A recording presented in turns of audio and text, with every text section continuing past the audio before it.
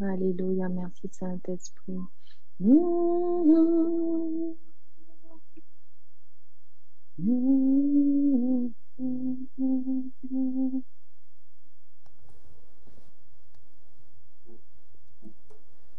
Bonsoir à tous et bienvenue. Vous êtes en direct sur Victoire Live dans l'émission Health et nous sommes avec notre sœur Valérie Marcel Kenza. Bonsoir Valérie, comment vas-tu? Bonsoir mon frère, ça va très bien, merci. Alléluia. Amen. Alléluia. Tu as passé une bonne journée, ça va? Oui, une bonne journée. Je suis très excitée à l'idée de partager ce thème, ce thème qu'on va partager ce soir ensemble et qui est très cher au cœur de l'Éternel. Alléluia.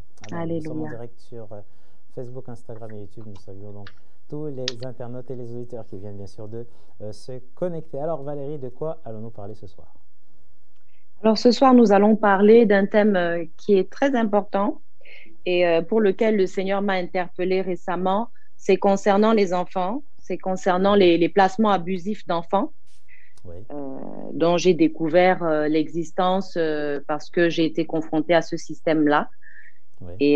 Et le Seigneur s'est servi donc de cette expérience pour pouvoir m'alerter sur le fait que nous savons que l'Éternel a des plans merveilleux pour nous, que nous sommes des personnes chères au cœur de Dieu. Et nous savons aussi, comme a dit l'apôtre Paul, que nous ne sommes pas ignorants des desseins de l'ennemi. Et nous devons, nous, en tant que chrétiens, être alertes. Nous devons vraiment être informés sur ces choses-là parce que la parole de Dieu dit « Soyez sages comme des colombes, mais rusés comme des serpents. » Alléluia. Et il n'est pas normal que les personnes qui ne connaissent pas le Seigneur soient plus informées que nous sur certains sujets qui touchent à notre prospérité, hein. Pratiquement parce qu'il s'agit de notre prospérité. Notre progéniture, nos enfants, c'est notre prospérité. Alléluia. Oui. Alléluia. Nous sommes en direct sur Victoire Live et on va passer bien sûr 45 minutes en direct dans ce thème, les placements abusifs d'enfants. La Bible en parle. Alors, dis-moi Valérie, alors, pour entrer un peu plus dans les détails par rapport au thème, est-ce que tu peux nous en dire un peu plus sur les placements abusifs d'enfants? Qu'est-ce que ça veut dire? Alors, il y a des institutions, surtout en Europe, qui concernent la protection de l'enfance et qui ont été mises en place il y a très, très longtemps. Je pense que je n'étais pas encore née, ça existait déjà. Et Moi aussi, je n'étais pas encore née, je confirme. En cherchant un petit peu, j'ai découvert une historienne qui s'appelle Marion Sigaud, hein, Oui. qui est croyante et que je salue, et qui a fait des recherches en tant qu'historienne sur l'histoire justement de cette institution qu'on appelle aujourd'hui l'aide sociale à l'enfance, l'ASE, et qui à l'époque portait un autre nom, hein. Donc ça change juste de nom, mais le principe reste le même. Et à l'époque, donc, elle a découvert qu'il y avait sur Paris un hôpital qui s'appelait l'hôpital général. Et on raflait comme ça les enfants des gens moins aisés de la société, hein. On les raflait carrément dans les rues, les enfants disparaissaient et ça a posé problème à un point où le peuple s'est révolté à un moment donné et est monté pour demander des comptes parce que leurs enfants disparaissaient. Et elle s'est rendue compte que ces enfants-là donc rentraient dans cet organisme qui s'appelait l'hôpital général à l'époque et pour beaucoup ne ressortaient pas vivants. Donc on ne savait pas ce qui leur était arrivé à l'intérieur, s'ils ressortaient ou pas. Et donc, en tant qu'historienne, elle a gratté et elle s'est rendue compte que dans cette institution, on rentrait pour ne pas en sortir finalement. Et cette institution a aujourd'hui changé de nom, ça s'appelle l'ASE, l'aide sociale à l'enfance. Sauf qu'il s'y passe des choses voilà, qui sont un petit peu regrettables. Et il se pourrait donc que cet organisme soit devenu un véritable trafiquant d'êtres humains. Je dirais, je ne mâche pas mes mots, hein, parce que la parole de Dieu est très claire. Dans Proverbe 31, verset 8 à 9, il est écrit, mais toi, tu dois parler pour défendre ceux qui n'ont pas la parole et pour prendre le parti des laissés pour compte. Parle en leur faveur, gouverne avec justice, défends la cause des pauvres et des malheureux. Alléluia. Et le Seigneur m'interpellait donc sur la situation des enfants parce que le mot enfant, ça veut dire quelqu'un qui ne peut pas se défendre. Ça veut dire quelqu'un qui n'a pas la parole, qui ne peut pas agir en son nom, en fait. Et il est du devoir des adultes que nous sommes et des chrétiens de surcroît de se pencher sur la parole de Dieu et de voir ce que la parole de Dieu dit de cette situation-là, en fait, de cette injustice finalement quelque part. Oui, oui. Sœur Valérie, mais c'est très grave au fait ce qui se passe, non? C'est très grave pour la simple raison que c'est une attaque directe au plan parfait de Dieu. C'est une attaque au plan de Dieu. On voit bien que l'ennemi de nos âmes, il ne nous en veut pas parce que nous sommes des personnes extraordinaires ou grandes, non. Il nous en veut parce qu'on a Dieu avec nous. Parce que ce combat, à l'origine, c'était Satan, lui, il combat principalement Dieu. Et comme nous sommes des enfants de Dieu et que nous avons pris l'engagement de suivre Dieu, eh bien, nous devenons de ce fait même ennemis de Satan qui en veut à nos âmes. Et c'est de cela qu'il s'agit quand il s'attaque à notre progéniture, parce qu'on voit bien qu'à l'origine, le Seigneur Jésus-Christ, l'Éternel Dieu, il dit dans la Genèse, il dit multipliez-vous et soyez féconds. C'était une bénédiction de se multiplier et d'être fécond. Alors, quand on s'attaque à nos bénédictions, on doit se défendre. On ne doit pas rester statique. On ne doit pas rester statique. Excuse-moi de te couper. Quand tu dis on doit se défendre, mais c'est de quelle manière?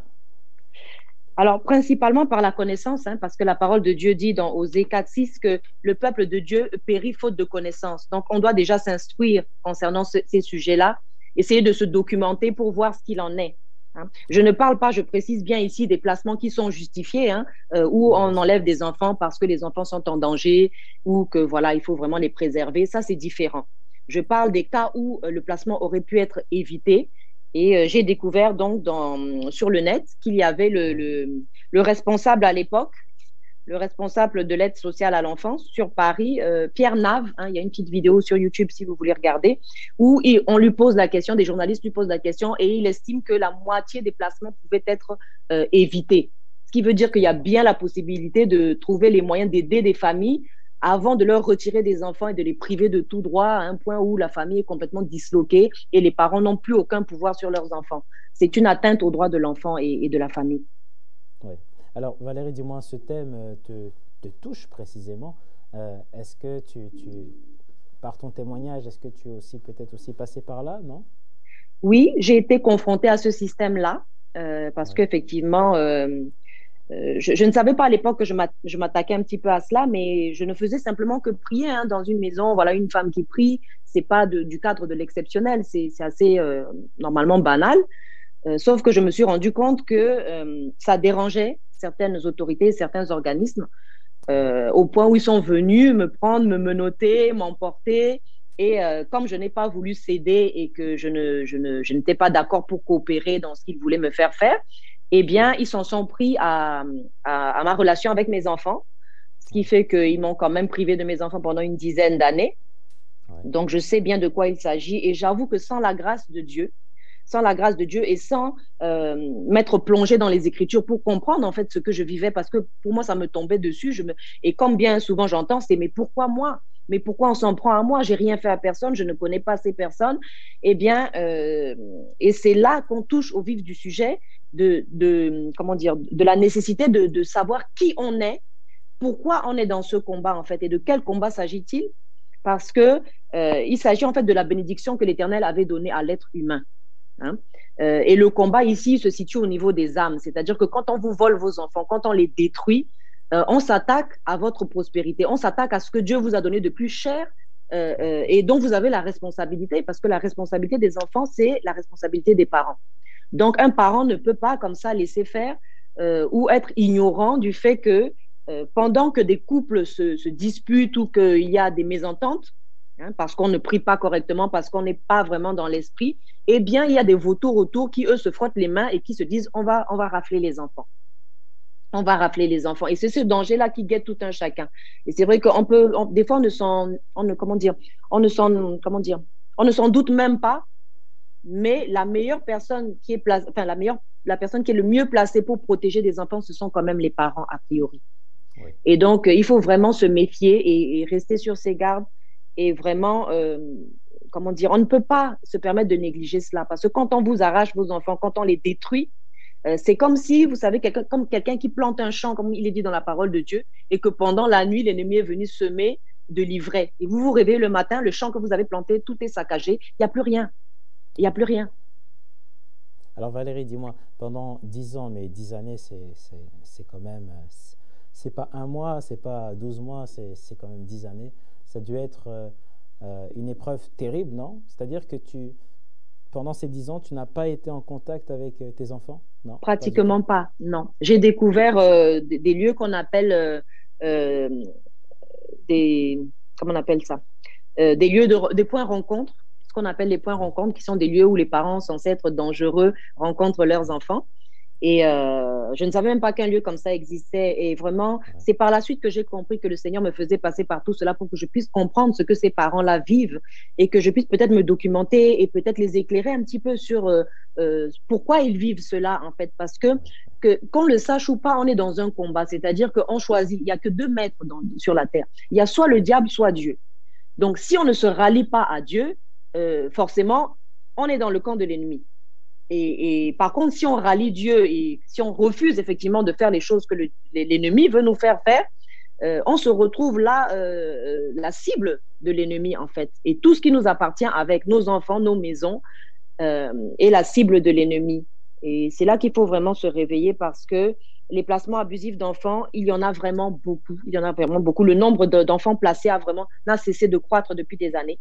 Je me suis renseignée un petit peu sur les chiffres et puis l'adresse, la direction de la recherche des études et de l'évaluation des statistiques évalue donc le nombre d'enfants placés à 61 000 en 2020, rien qu'en France. Oh là là. Je ne parle pas de l'Europe en entier.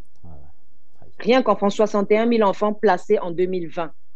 Et il faut savoir que cet organisme-là est censé rendre des comptes parce qu'il touche, donc c'est les conseils généraux qui touchent de l'État 40 000 € par an pour un enfant placé. Donc, ça nous aide un petit peu à comprendre pourquoi certaines fois, quand ils mettent la main sur un enfant, eh bien, qu'ils refusent de le rendre parce que ça leur rapporte de l'argent, beaucoup d'argent. C'est très lucratif et finalement, c'est devenu un trafic pratiquement. C'est le risque quand il n'y a pas de contrôle. Et quand la Cour des comptes qui est censée vérifier les comptes et voir si effectivement cet argent-là est bien utilisé pour les enfants et le reste, 40 000 € par enfant. Moi, je suis parent et je sais très bien qu'on ne dépense pas 40 000 € par enfant, même si on l'envoie dans une très grande université, je ne sais où. Ce qui veut dire qu'il y a beaucoup de détournements. Les gens s'en mettent plein les poches. Et l'Éternel n'est pas d'accord et l'Éternel n'est pas content avec ce qui se passe là parce que ce sont des injustices. La Bible dit que certains appelleront le mal bien et le bien mal et c'est ce qu'on est en train de vivre en ce moment. Arracher des enfants qui sont auprès de parents bien aimants et c'est comme ça que l'Éternel l'a voulu. Et bien qu'on les arrache, c'est travailler contre Dieu, c'est carrément entrer en guerre contre Dieu et contre son plan pour l'humanité. Alors, Valérie, alors nous sommes en direct sur Victoire Live dans l'émission Elle. Si vous avez des questions à poser, n'hésitez pas à revenir directement auprès de nos supports techniques. Valérie, alors tu restes 10 ans, c'est vraiment dans une prison. Hein, voilà, tu sors de là.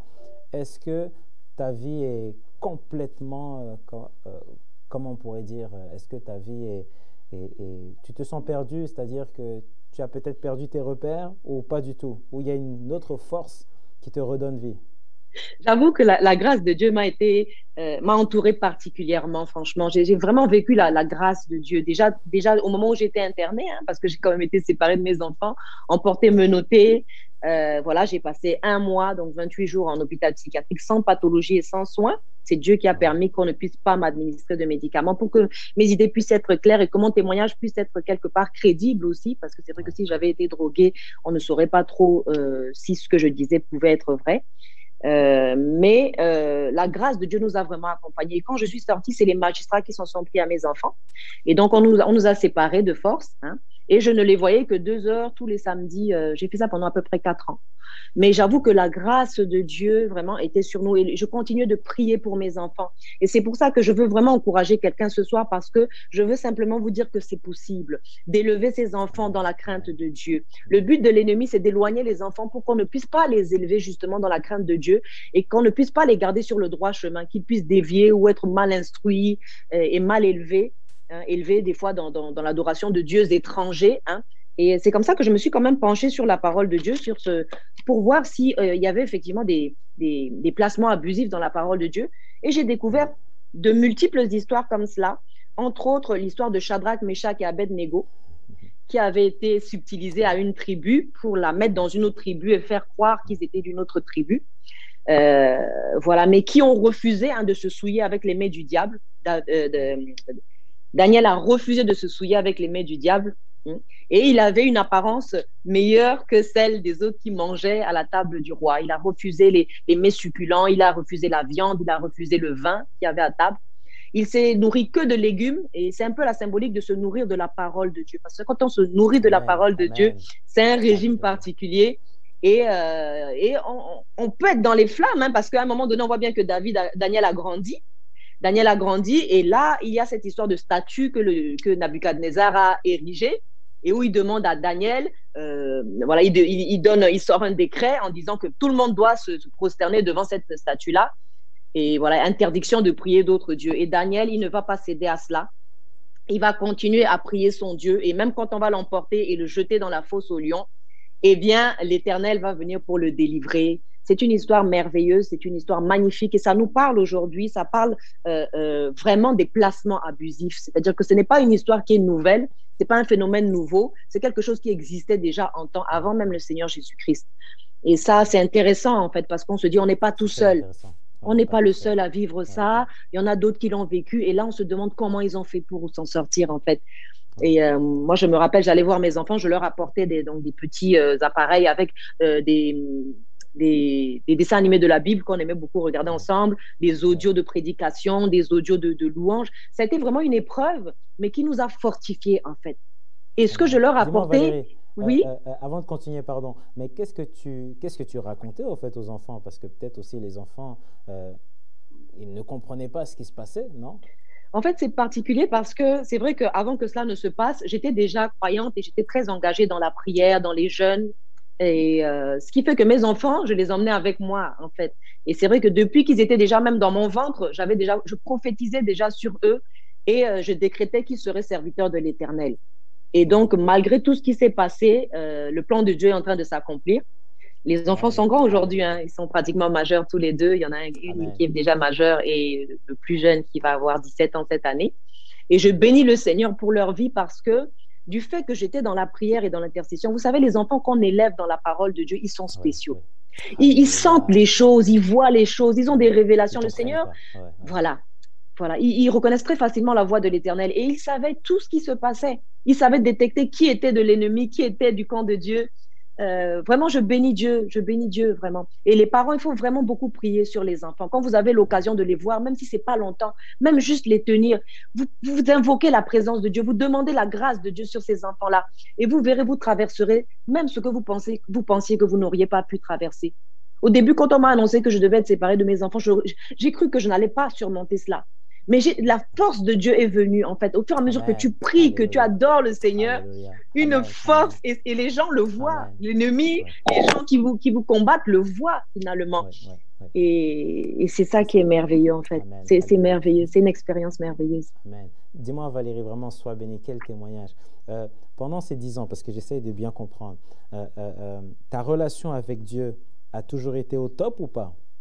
Ou est-ce que des fois, il y avait des jours où… Tu disais, Seigneur, pourquoi moi? Pourquoi ça m'arrive? Pourquoi je suis dans cette situation? J'avoue que non. J'avoue que non. Et moi-même, ça m'étonne parce que je pense que c'est parce que le Seigneur me répondait quelque part. Tout ce que je vous dis là, quand je vois les exemples que j'ai trouvés dans la parole de Dieu, c'est Dieu, il m'expliquait ce que je vivais. Il ne te laisse pas comme ça. Oh non, il te dit, regarde, il y en a d'autres qui l'ont vécu avant toi. Voilà comment ils se sont accrochés. Voilà comment ils ont surmonté cette épreuve.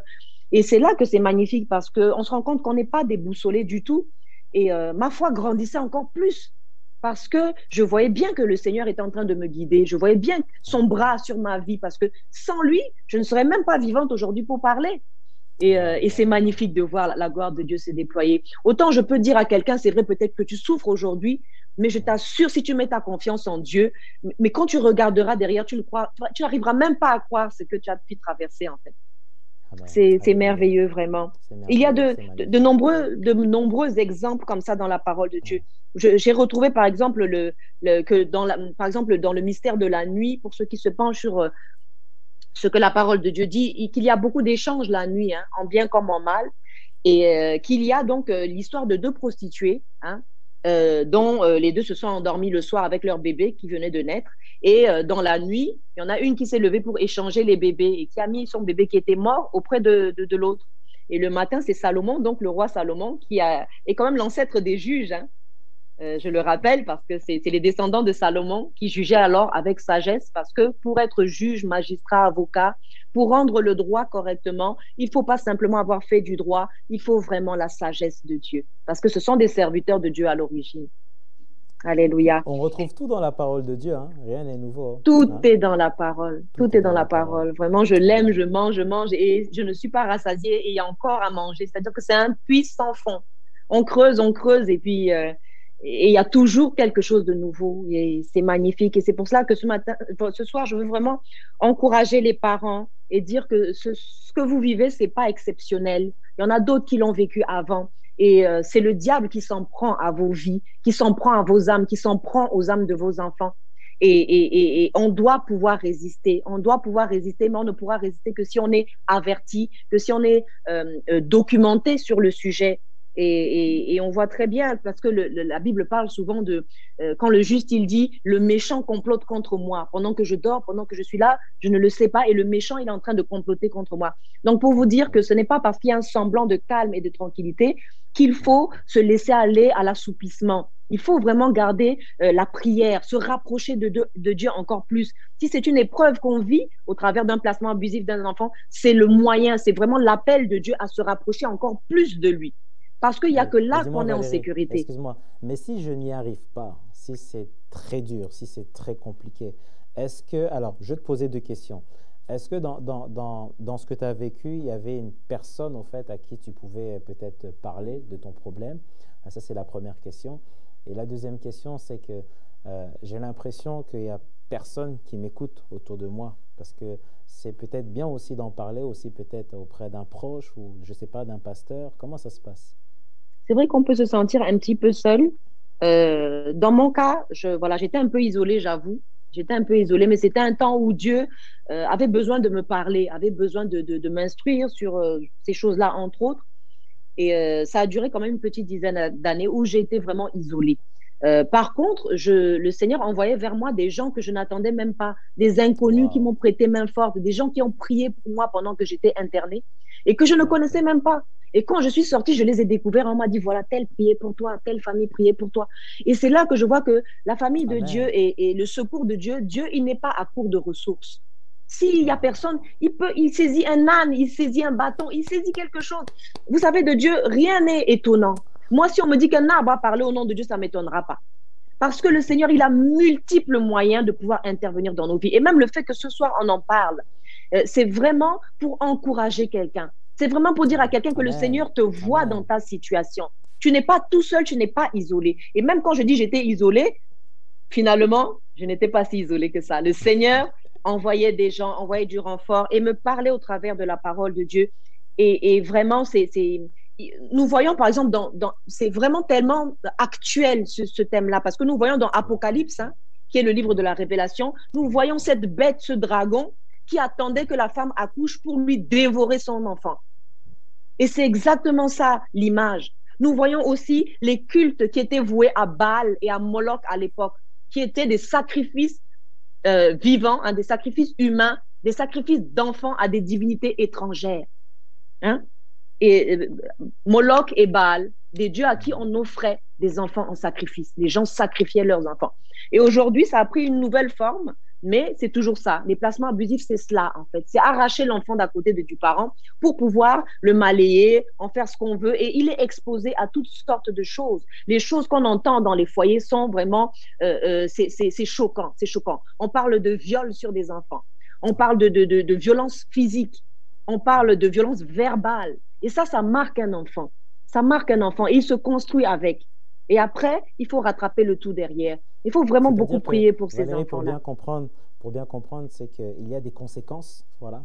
C'est-à-dire que lorsqu'on touche à la vie d'un enfant, forcément, donc c'est pour ça que peut-être aussi il y en a aussi qui nous écoutent et qui souffrent, Oui. bon, qui sont devenus adultes, mais qui n'ont pas, voilà, ils ont vécu certaines choses assez douloureuses et jusqu'à maintenant, eh ben, il y a un blocage, voilà. Valérie, dis-moi, alors nous sommes toujours en direct sur Victoire Live et si vous avez des questions, n'hésitez pas à revenir voilà, vers nous auprès de nos supports.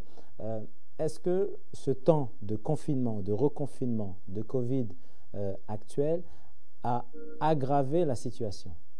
Tout à fait. Ça a aggravé parce qu'on a empêché des parents d'avoir accès à leurs enfants. On a reporté des visites médiatisées indéfiniment, indéfiniment. Il y a beaucoup de parents qui n'ont pas vu leurs enfants depuis très, très longtemps, Ouais. qui ne savent même pas dans quel état ils sont. Il y a des parents qui n'ont même pas accès à l'adresse à laquelle se trouvent leurs enfants, donc ils ne savent pas. Ils C'est appellent ça dur, des c'est très dur. placements anonymes et Ouais. c'est interdit par la loi.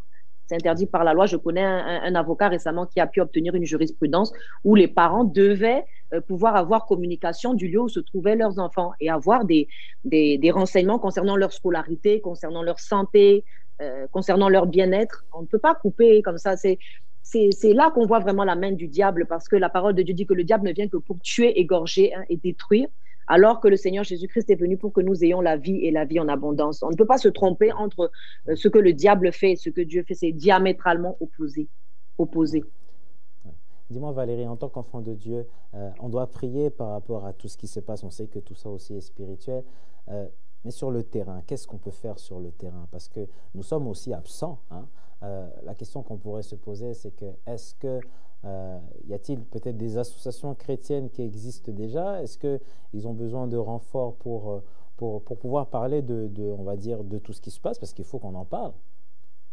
Alors, sur le terrain, je sais qu'il y a beaucoup de personnes, entre autres des pasteurs, des serviteurs de Dieu qui encadrent ce genre de personnes. Déjà, de un, pour éviter que le placement n'arrive. Quand on voit que les services sociaux commencent à toquer à la porte ou commencent à vous rendre visite ou veulent vraiment voir de près, voilà, vérifier, suivre votre grossesse et tout. Euh, eh bien, à ce moment-là, c'est vrai qu'ils sont d'une grande aide parce qu'ils peuvent conseiller à ce moment-là et puis encadrer les parents, essayer de prier avec eux. Prier parce que c'est vrai que tu as rappelé que cette affaire, elle est en premier lieu spirituelle. C'est aux âmes qu'on s'en prend. Et quand on parle d'âme, on parle de spiritualité. Hein? Spiritualité. Ouais. C'est ce qui est spirituel, qui ne se voit donc pas. Et c'est vrai que la parole de Dieu nous apporte un élément important. Ça parle de nos armes. Parce que dans 2 Corinthiens 10, verset 4, il est dit que les armes avec lesquelles nous combattons ne sont pas charnelles, mais elles sont efficaces pour renverser Ouais. tout, toutes les hauteurs et tout ce qui s'oppose à la manifestation de Dieu. Donc, nos armes ne sont pas physiques, mais elles sont puissantes. Je vous avoue que par la prière, j'ai déjoué beaucoup de choses. À plusieurs reprises, il y a eu vraiment des tentatives sur mes enfants. Et je sais que quand je priais et après quand j'appelais, tout avait capoté.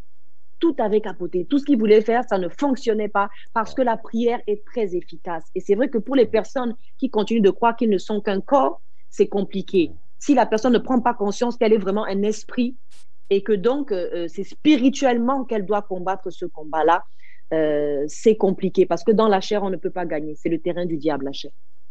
Oui. Alors, on va regarder ensemble les réactions sur les réseaux sociaux, alors notamment sur Facebook. Donc, Louise, tout est planifié par l'ennemi pour détruire le projet de Dieu. Et il y a Pamela, donc Amel, et Kedza, Jean-Max, Alléluia. Et Grâce, Léo Kadi, Amen. C'est un sujet vraiment très intéressant, ma sœur Valérie.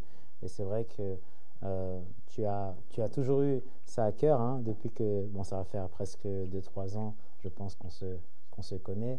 Et il faut qu'on en parle. En tant qu'enfant de Dieu, nous devons parler de ces thèmes-là. Peut-être que toi qui nous écoutes, tu n'étais pas au courant. Voilà, donc maintenant tu sais.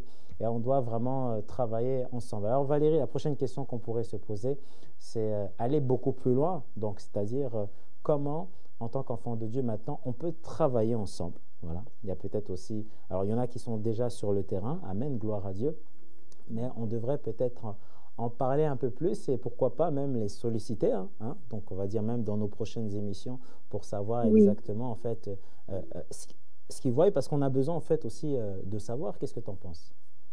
Tout à fait, c'est vrai que cette problématique donc fait intervenir beaucoup de personnes donc dans la magistrature, dans l'advocature, dans la protection de l'enfance, des assistants sociaux et le reste. Et c'est vrai que ce serait bien de leur donner la parole pour qu'ils puissent venir partager leurs expériences. Tout à l'heure, je discutais avec une journaliste euh, qui vient de publier un livre qui s'appelle Enfants Oui, placés, il était une fois un naufrage, qui est oui, sorti et il y a eu un article dans le journal L'Observateur. C'est d'accord. Marie Vaton qui s'est immiscée dans ce milieu-là pour vivre ces choses-là, pour constater de ses propres yeux et qui nous a fait un rapport. Et c'est très intéressant parce que nous devons savoir, nous devons être au fait de ce que ces enfants-là vivent. Et le Seigneur s'intéresse à tout cela parce qu'il parle de la guérison de l'âme. Et c'est vrai que les enfants souvent sortent de là complètement brisés, avec des âmes qui ont souffert de solitude, de tristesse, de rejet et de toutes sortes de violences jusque physiques et sexuelles. Et c'est vrai que pour se reconstruire après, on a besoin de l'aide de Dieu et on a vraiment besoin de la grâce de Dieu. C'est pas tout de sortir son enfant de là, parce que des fois, quand on les récupère, ils sont dans des états, des fois, où il faut vraiment la grâce de Dieu. Et je bénis vraiment Dieu parce que Dieu, comment dire, la guérison, il s'en charge du début à la fin. C'est-à-dire qu'il n'y a pas comment dire, une partie de l'être humain qu'il ne peut pas guérir. Que ce soit physique, que ce soit spirituel, que ce soit du domaine de l'âme, le Seigneur Dieu, il est compétent pour cela. Il est compétent, il est tout à fait capable. Et j'en Alléluia. sais quelque chose, parce que voilà, les blessures de la vie, les chocs de la vie, on est presque tous, pratiquement tous concernés. Mais j'ai Oui, vu le Seigneur à l'œuvre et comment il peut guérir une âme et vraiment consoler quelqu'un et même aider quelqu'un à traverser même ce qu'on pense qu'on ne peut même pas traverser. Je me rappelle, j'aime beaucoup citer la servante Joyce Meyer, qui a vécu des horreurs quand même, dont le exactement. papa a abusé très très longtemps. Oui, oui, Et quand on voit aujourd'hui sa vie et cette femme, comment elle épanouit, sa vie de oui, famille, oui. sa vie de couple, le Seigneur lui a fait grâce, des enfants qui craignent Dieu, qui servent Dieu. Amen. On voit vraiment Alléluia. la main de Dieu Dieu et c'est transforme. ça le Alléluia. témoignage. Amen, Amen. amen. C'est de Amen. se dire, oui, on est brisé aujourd'hui, oui, on souffre aujourd'hui, mais le Seigneur peut intervenir. Le Seigneur peut intervenir. Et ce qui est important, c'est surtout cette reconstruction de l'âme, parce que le corps, un jour, on le laisse. Euh, voilà, on peut vous donner des richesses, on peut vous donner tout ce qu'on veut, mais si on ne restaure pas votre âme, et même dans la Bible, il est dit, je souhaite que tu prospères comme l'état de ton âme. C'est-à-dire que si ton âme ne, c'est-à-dire que tu ne peux prospérer que dans la limite de la prospérité de ton âme. Si ton âme n'est pas prospère à un certain niveau, ça ne pourra pas se voir dans le naturel, ça ne pourra pas. Et il s'agit de choses beaucoup plus, comment dire, beaucoup plus importantes que les choses matérielles ou financières ou non. Il s'agit de choses précieuses au cœur de Dieu, l'âme, Oui, l'âme. Et c'est oui, pour cela que le Seigneur Jésus-Christ est venu mourir sur une croix. Je le rappelle quand même, c'est pour sauver les âmes, les âmes. alléluia. Amen, Amen. amen. Amen. On a vraiment été bénis, sœur Valérie. Et n'hésitez pas, donc, voilà, si vous avez des questions, que ce soit, on va dire, pendant le live ou après le live, voilà, donc rendez-vous sur le site internet Victoire Live, sur la rubrique Contact Forum. Voilà. Valérie, il nous reste quelques minutes. Je pense que cette émission est une très, très, très, très belle émission, voilà, Amen. parce qu'on va toucher à des thèmes d'actualité, et c'est important, sœur Mm, Valérie. Faut qu'on s'intéresse à ce qui se passe, voilà, en tant qu'enfant de Dieu. On ne doit pas mm. seulement rester dans notre case, dans notre bulle. Non, il faut voir ce Tout qui à se fait. passe aussi à l'extérieur. Et nous sommes un sujet, nous sommes un témoignage, c'est-à-dire que c'est à nous d'apporter cette Les lumière. solutions. Voilà, Amen. exactement. Tu lis Amen. la parole de Dieu. Dieu t'a donné un outil qui est beaucoup plus qu'un outil. C'est extraordinaire. La parole de Dieu, c'est une Je dis vie. que c'est Amen. une bombe. Amen. C'est une bombe vraiment. C'est une bombe. Alléluia. C'est Alléluia. encore mieux que la bombe atomique. Alléluia. Ah, Et ce qui se passe, c'est que lorsque tu commences à lire la parole de Dieu, alors d'abord tu vas remarquer que, bon, ok, juste tu lis, mais au fur et à mesure, tu verras que c'est plus la lecture que tu fais. non. C'est vraiment, en fait, tu commences à rentrer dans les Écritures. Et à ce Amen, moment-là, tu amen. commences à comprendre beaucoup de choses. Et tu vas voir que autour de toi, tu vas voir que tout est spirituel. Tu vas mieux comprendre les choses. Et cette connaissance que Dieu te donne, eh ben, c'est cette même connaissance qui va faire que tu puisses voir ce qui se passe à l'extérieur. Amen, Alléluia. amen. Et c'est à toi, en fait, d'apporter, en fait, la solution. Et nous sommes enfants de Dieu. Donc, arrêtons vraiment de rester entre nous. Hein. Nous devons donc sortir. Et là, c'est un très bon thème. Je pense que Valérie, on aura aussi d'autres thèmes à échanger. Et comme on l'a dit dans cette émission, on invitera aussi donc des frères et des sœurs qui pourront bien sûr Oui, partager ensemble. Alléluia. Alors, avant de tout se à fait. quitter, sœur Valérie, je te laisse vraiment l'antenne. Voilà, il nous reste 2 petites minutes. Et quant à moi, je vous Alléluia. retrouve tout à l'heure dans troisième mi-temps à partir de 19h30. Nous serons avec le pasteur Alain Joël. Merci. Alléluia. Alléluia. Je veux juste vous laisser quelques versets pour vous fortifier. Dans le psaume 124, versets 6 à 8, il est marqué: Notre âme s'est échappée du filet de l'oiseleur. Notre secours est dans le nom de l'Éternel qui a fait les cieux et la terre. Alléluia. Notre âme va s'échapper du filet de l'oiseleur. Il y a de l'espérance pour vous ce soir. Il y a de l'espérance pour vous parce que l'Éternel est sur son trône. Et peu importe ce que vous pouvez voir dans le naturel, les choses se jouent sur le plan spirituel. Et celui qui est au-dessus de toutes choses, c'est l'Éternel des armées. Donc, il est possible que votre âme échappe, alléluia, au filet de vos détracteurs, au filet de ceux qui s'attaquent à votre vie.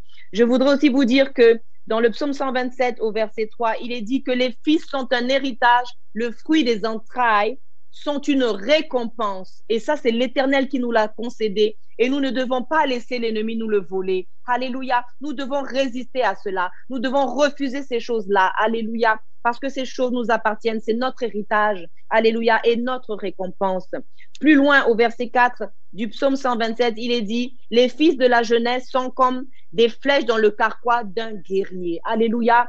Tes enfants, mon frère, ma soeur, tes enfants, c'est ton héritage, c'est ta récompense. Alléluia. Ce sont les flèches avec lesquelles ton ennemi tombera. Alléluia. Et par tes prières, par vraiment ton intercession, par tes supplications devant Dieu, eh bien, il est capable d'ouvrir les portes, même d'un lieu de privation de liberté pour les enfants. Alléluia. Je me rappelle, j'ai prié récemment, et c'est vrai que les gens trouvaient cela un peu peut-être saugrenu, mais pour qu'on ferme les tribunaux, pour qu'on ferme les lieux de privation de liberté. Et il s'est passé cela pendant le confinement. Il s'est passé que les tribunaux ont été, voilà, ne fonctionnaient plus, étaient fermés.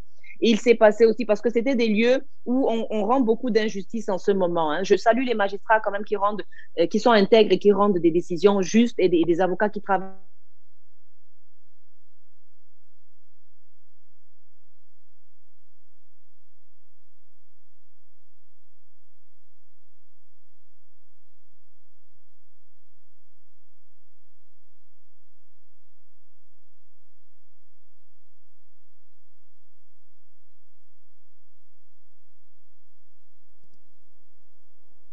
Alors, on a été coupé. On se retrouve à 19h30, voilà, avec pasteur Elsa.